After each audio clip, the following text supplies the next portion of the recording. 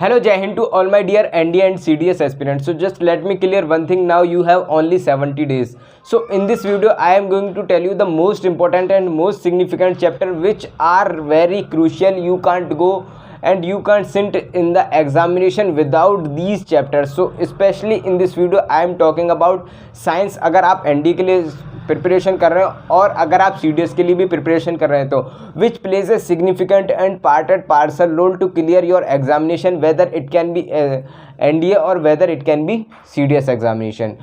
जो जिनका exam CDS examination clear नहीं हो पाता बिकॉज ऑफ GS, तो वो जानते हैं कि साइंस कितना इम्पोर्टेंट रोल प्ले करता है, और जिनका NDA एग्जामिनेशन क्लियर नहीं हो पाता वो जानते हैं कि साइंस कितना मेजर रोल प्ले करता है। यानी कि अगर if we talk about to the NDA examination specific, so it control 200 marks. इसके अंदर 200 मार्क्स से ही क्वेश्चन आते हैं।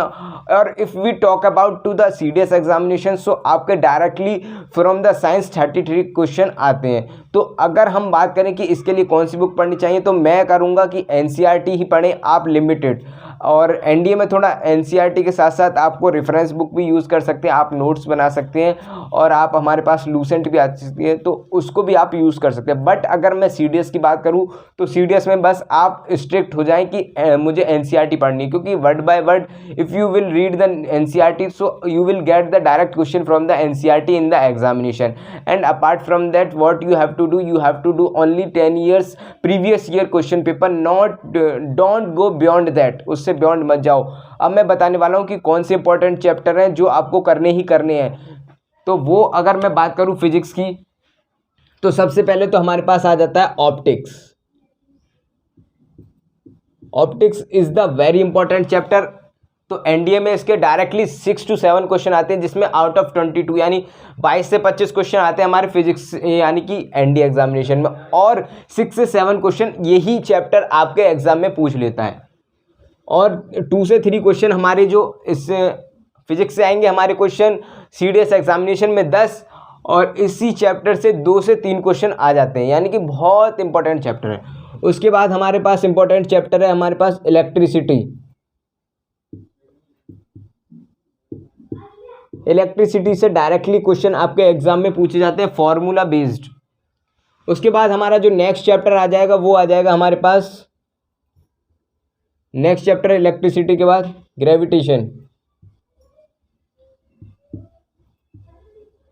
ग्रेविटेशन से आपके डायरेक्ट जो F = m1 m2 upon r² जो फॉर्मूला है G, उससे डायरेक्ट क्वेश्चन पूछे जाते हैं आपके एग्जामिनेशन में। और कैसा पूछा जाता है, और केपलर लॉ पे आपके डायरेक्ट क्वेश्चन पूछे जाते हैं। तो ये वीडियो मैं आपके लिए इस वजह से बना रहा हूँ, now you have not suffice time so that you can cover all the subjects or all the syllabus, because you have limited time and you have various subjects, so you have to give equal time and you have to give equal time according to the subject demand। अगर math की बात करें तो math को required time ज़्यादा चाहिए as compare to science, तो हम वही बात करेंगे लिमिटेड, जिससे कि आपका एग्ज़ाम क्लियर हो जाए, so that you do not face any problem while attempting the question. So gravitation हो गया हमारे पास। नेक्स्ट जो चैप्टर हो जाएगा हमारे पास वो हो जाएगा आपका electricity, optics, sound. Sound is also an important chapter. मैं वो नहीं बताने वाला in this video, I will not discuss those chapters which are less important. So मैं वो ही डिस्कस करूंगा जो मोस्ट इंपॉर्टेंट है। Then after we will move towards the motion. और अगर मैं CDS की बात करूं तो एक क्वेश्चन हमारा डायरेक्ट मैग्नेटिक फील्ड से आते ही आता है, हर बार देखा गया मैग्नेटिक फील्ड से। So these 6 chapters are very important which you can't skip. अगर इन चैप्टर्स को आप स्किप करके जाओगे, डेफिनेटली आपका साइंस पोर्शन में आप मार्क्स नहीं स्कोर कर पाओगे। तो इनको तो बिल्कुल भी आप नेग्लिजिबल कर ही नहीं सकते, यानी कि ये क्या आपके लिए पैनासिया का काम करेंगे डेफिनेटली। और ये अगर आपको क्रॉस करना है, अगर आप रिटर्न क्लियर करना चाहते हो, इनके बिना नहीं जा सकते। I am just reminding you again and again.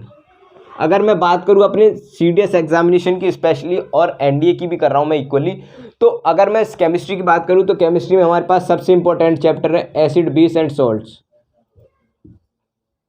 CDS में 2 3 से 4 क्वेश्चन इस चैप्टर से पूछे गए। 3 से 4 क्वेश्चन आप समझ सकते हो कि कितना इंपॉर्टेंट है।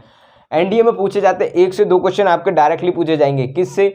इससे, यानी कि जिप्सम का फॉर्मूला क्या है, इस तरीके के क्वेश्चन आपके एग्जाम में पूछे जाते हैं। पीएच वैल्यू भी पूछ ली जाती है आपके एग्जाम में। मैग्नीशियम, यानी कि magnesium hydroxide, milk of magnesia, जिसकी पीएच वैल्यू हमारे लास्ट टाइम आपके अगर मैं बात करूं तो एनडीए एग्जामिनेशन में पूछी। तो और जैसे कि इस तरीके से पूछ लिया जाता है कि एंट जब चींटी काटती है तो कौन सा एसिड होता है, तो उस टेबल से आपके बहुत क्वेश्चन आते हैं आपके एग्जाम में। अगर मैं बात करूं उसके अलावा कौन से चैप्टर, तो हमारे पास आ जाएगा, एक तो ये हो गया, और हमारे पास आता है कार्बन, कार्बन के एलोट्रॉप्स, क्वेश्चन आना ही आना है, एलोट्रॉप्स, इससे क्वेश्चन आना ही आना है। उसके बाद अगर मैं बात करूं reactivity series,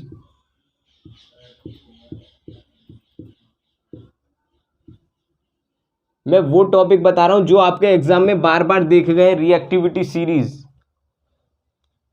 carbon, allotropes, acid, base and salts. अगर मैं बात करूं बायोलॉजी की तो सेल्स, सेल वो चैप्टर है जिससे आपके एग्जाम में क्वेश्चन आना है। इसके बाद मैं बात करूं डिजीज,